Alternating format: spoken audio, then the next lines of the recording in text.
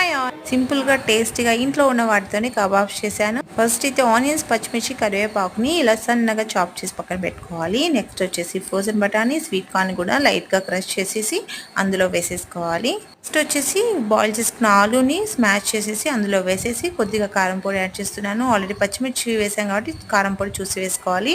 టేస్ట్కి తగినంత salt and garam masala కూడా వేసేసి ఇప్పుడు వచ్చేసి క్యారెట్ తురుము, కొత్తిమీర తరుగు కూడా వేసేసుకొని మంచిగా కలిసేలాగా కలుపుకోవాలన్నమాట. షేప్స్ పర్ఫెక్ట్ గా రావాలంటే ఇందులో కొద్దిగా బేసన్ పౌడర్ యాడ్ చేసుకోవాలి. నేను జస్ట్ ఇలా వెజ్జెస్ తోనే కబాబ్స్ చేసుకునేసి ఎటువంటి బేస్ అయితే వేయలేదు. పాన్ లో 2 స్పూన్స్ ఆయిల్ వేసి హీట్ అయిపోయాక కబాబ్స్ ని ఇలా షేప్స్ గా చేసుకునేసి పైన అయితే కార్న్ ఫ్లేక్స్ పౌడర్ అయితే యూజ్ చేసి ఇలా ఫింగర్స్ తో పేస్ట్ చేస్తే కోట్ అనేది మంచిగా పడుతుంది. పాన్ లో స్ప్రెడ్ చేసి మూత పెట్టి 2 మినిట్స్ లో ఫ్లేమ్ లో కుక్ చేసుకోవాలి. మూత తీసేసి 2 సైడ్స్ లో ఫ్రై చేసుకుంటే పైన మనకి క్రంచీగా లోపల సాఫ్ట్ టేస్టీగా వస్తాయి. Do like